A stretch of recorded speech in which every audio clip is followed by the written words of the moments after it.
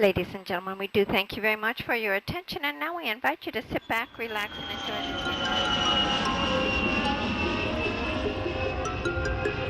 the Welcome to our top travel destinations. I am your host, Kevin Flanagan.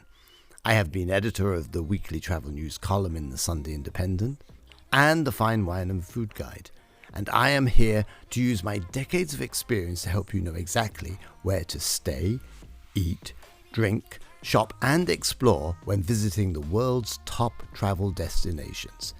So sit back and enjoy the wonders of travel as we take off on our magical journey together. Welcome to Kevin's Top Travel Destination.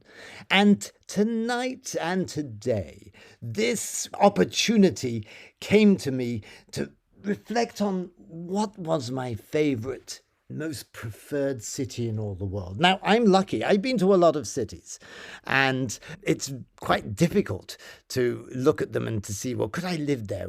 Is this the place, or do I just want to visit it? I think there's two things about choosing your favorite city, and it's a great game to try. It's a great parlor game. It's a great after dinner conversation piece. So try it for yourself. Listen to the podcast and then reflect on your own favorite city, and then have a discussion with your friends about what is their favorite cities. You will learn quite a lot about them through their favorite city. And what I've learned is some people will pick their home city where they live. That's fine. Others will pick their away city, a city maybe not to live in because circumstances and time may not allow it. That's absolutely fine. But a place that you'd love to go back to, a place you'd like to visit, in your final years on this incredible planet on which we have the honor and the privilege to live for a brief period of time. So what is my favorite city? Well, it really goes back to my youth. The very first school trip we had, which my parents, God bless them, they paid for, was to Venice. We were 12 years old. We were at a Catholic grammar school, and a whole bunch of us went off. And in those days, you had to catch the old train all the way through on the ferry over to Paris and then down on what was the old Orient Express, not the posh modern version. No, this took Turkish emigres and peasant workers back. They'd been working in Paris and they'd go back into the east, and it passed through Venice. So this is what we took. We took the couche, which was the bed. They turned your carriage of 6 very, very hyper grammar school boys into a temporary bed, and I can remember waking the first night when we arrived, I think it was in Switzerland, and seeing the mountains and smelling coffee for the first time. So that became an iconic trip because Venice really does something to your head. There is nowhere like it, and I've visited many places around the planet, but I also know many people who would share this view. And if you haven't been to Venice, you have a treat in store. You have a special treat in store because it will be the first time you've seen a place where there are no roads, a place where the bus is a boat, a place where every corner you turn is a palazzo, a 15th century palace, where museums and churches and art galleries come at you from every which way, where every inch is covered in history. It's incredible. What did we do on that first trip? We didn't really look at the art galleries or this incredible palazzos. We were interested in flick knives and pistols that fired fire. Yes, that was what we were concerned about. You could get flick knives, and we bought them. We posted them back to ourselves in London, where I lived at the time. You could even get stiletto knives, but it came straight out. The flick knives came out of the blades. You had to open up the palm of your hand so it could release. The stiletto came straight out. I think they were illegal, actually. And the shops then were filled with them. They also had these guns that you put these plastic caps into, and they fired very loud, and with fire came out of the barrel. Quite dangerous. And there were a couple of accidents. But that was a trip that really opened up my interest in art and in travel, actually. I went back there with Paul, my very good friend, just before we were starting university. And here's a story. We did art history, both of us. So something about Venice was always there. It had always sort of fed us and prompted us to go the way of the arts.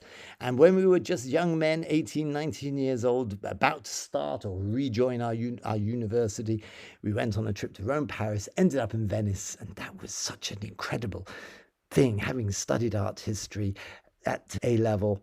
And then going on to study her degree. Venice had everything. It had the Renaissance, it had Bellini, it had the blue skies, artists like Giorgione and Titian, Tintoretto. Incredible what you can see in the art galleries there and what this incredible state of Venice provided for, because it was a rich hub. It was like the San Francisco, it was like the Bay Area of San Francisco now, with, all the tech giants and the huge wealth.